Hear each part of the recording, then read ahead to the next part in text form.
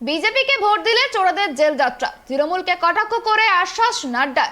বেতুয়া ডহরিক সভা থেকে রাজ্যকে এক হাত নিলেন জেপি নাড্ডা।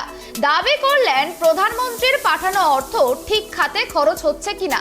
বৃহস্পতিবার সকালে নিউ টাউনের হোটেলের সামনে দলের সর্বভারতীয় সভাপতি হিসেবে মেয়াদ বৃদ্ধি উপলক্ষে জেপি নাড্ডাকে সম্বর্ধনা দেয় রাজ্য বিজেপি।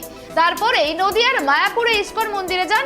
ইস্কন মন্দির থেকে পুজো দিয়ে মধ্যাহ্ন ভোজ সেরে জনসভার উদ্দেশ্যে রওনা দেন বেতুয়া ডহরি জুনিয়র ইস্ট বেঙ্গল ময়দানে। এরপর জনসভা থেকে কটাক্ষ করেন তৃণমূলকে। সেখানেই একাধিক ইস্যুতে রাজ্যকে নজিরবিহীনভাবে আক্রমণ করেন নাড্ডা। আবাস থেকে শুরু করে কেন্দ্রের সমস্ত প্রকল্পে রাজ্যের দুর্নীতি করেছে বলে দাবি করেন তিনি। বলেন কেন্দ্র কাজের টাকা পাঠাচ্ছে আর এখানে ঘোটালি হচ্ছে। গরু বালি কয়লা এমন কিছু জায়গা নেই যেখান থেকে টাকা খাচ্ছে না তৃণমূল। ওরা সংবিধান পর্যন্ত মানে না। হুঁশিয়ারি সুরে বলেন সংবিধান না মানলে জনতা বিচার করবে। तो तू ही रख ले अपने पास, मैं किसको दूंगा। यहाँ 100 बीमार है और 1 अनार है, क्या किया जा सकता है। लेकिन आज मोदी जी के राज में 3 करोड़ 60 लाख प्रधानमंत्री आवास योजना में पक्के मकान बना करके दुनिया को दी गए हैं। ये हमको ध्यान रखना चाहिए।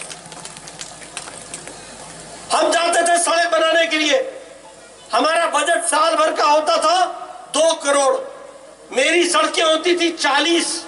कहां डालेंगे इस पैसे को।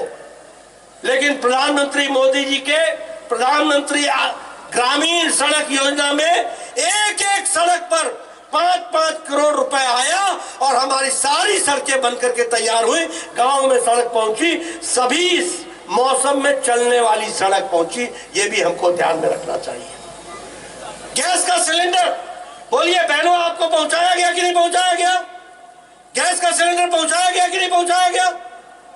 लेकिन मित्रों, मुझे 2-3 बातें बड़े दुख के साथ कहनी पड़ती है कि यहां आवास योजना का पैसा भी खा लिया गया। मुझे दुख के साथ कहना पड़ता है कि यहां शौचालय का पैसा भी खा लिया गया। मुझे दुख के साथ कहना पड़ता है कि मनरेगा में भी यहां भ्रष्टाचार हुआ है।